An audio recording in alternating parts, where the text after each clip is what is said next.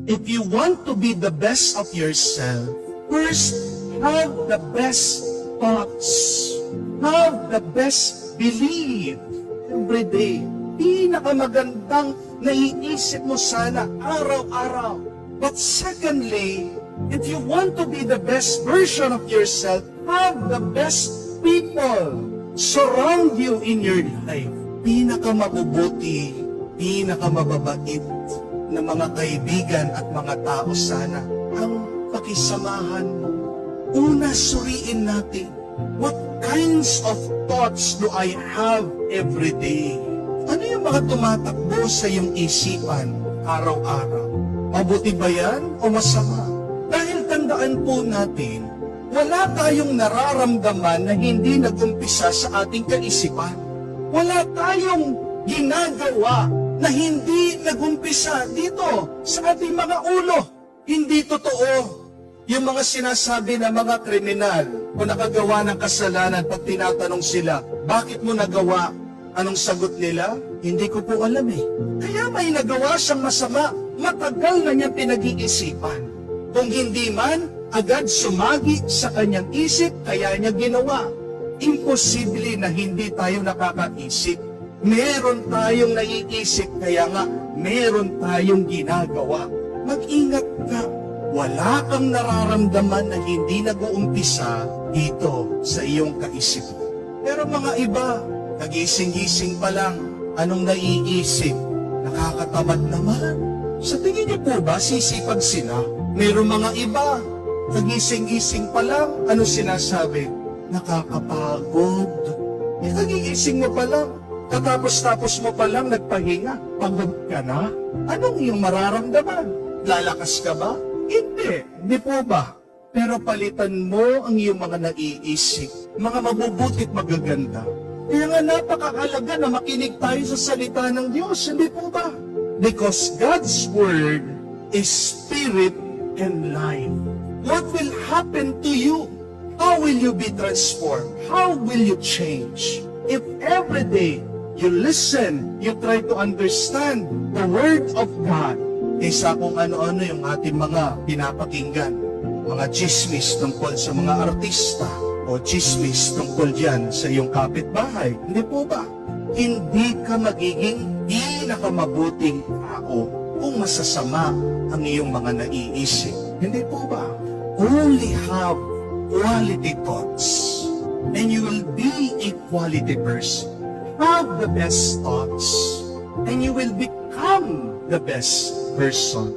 But secondly, tingnan din natin, suriin natin ang mga taong pinakikitunguhan natin, ang mga taong kasama natin, ang mga kaibigan natin. Kasi gusto man natin hindi, nai-impluensya nila tayo. Apektado tayo sa kanila. Kung sino ang kaibigan mo, ikaw yun.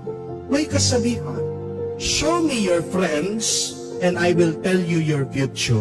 Tandaan niyo po yan. Tingnan mo ang mga kaibigan mo, makikita mong hinaharap mo.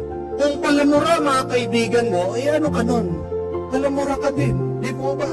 Kung mabisyo mga kaibigan mo, di mabisyo ka din. Kahit nasabihin mo, wala kang bisyo. Silang palagi mong kasama, hindi po ba? Gusto mo matindi, pag chismosa mga kasama mo, nagiging chismosa ka din. Hindi niyo po ba napansin? Kahit na hindi ka gutom, pero pag pumasok ka sa restaurant, makikita mong isang tao, ang sarap-sarap kumain, pati ikaw natatakam ka rin. Kahit hindi ka umuutang, pero pag hinihikayat ka, Mars, ayaw mong umutang, pababa lang ang interest. Pati ikaw, napapautang ka, hindi po ba? Tinatanong mo ang Diyos, Lord, bakit ako naghihirap? Bakit hindi mo kaya tanongin ang sarili mo, sino ba mga kaibigan mo? Baka puro mahihirap. Hindi naman po sa nagja-judge.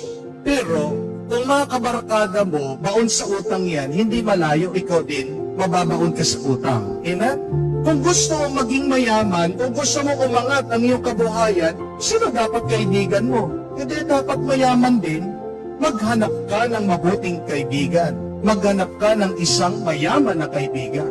Father, ang sama naman po no, gagamitin po ba natin ang mga mayayaman? Hindi po. Kung may mayaman kang kaibigan, pag-aralan mo kung anong ginagawa niya. Paano siya dumiskarte? Ano bang trabaho niya? Ano bang ginagawa niya?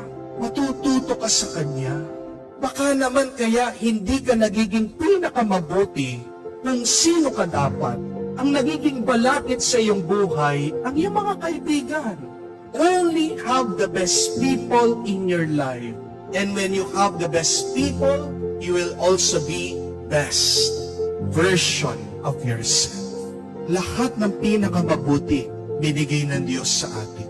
Oras, buhay, kalayaan.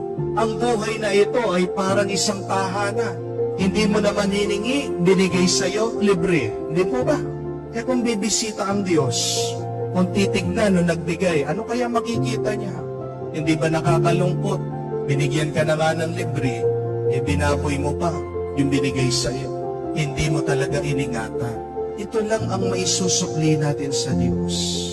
Isang malinis, matuwid, at pinaka-mabuting buhay. Umpisan natin sa mabubuting pag-iisip. Umpisan natin hanapin, isamahan mga mabubuting tao. Kamukha na narinig natin sa Ebanghelyo. Nilalapitan si San Juan Bautista, isang banal na tao. Bakit? Gustong maging banal. May katotohanan that we become holy through holy people. Do you want to become the best version of yourself?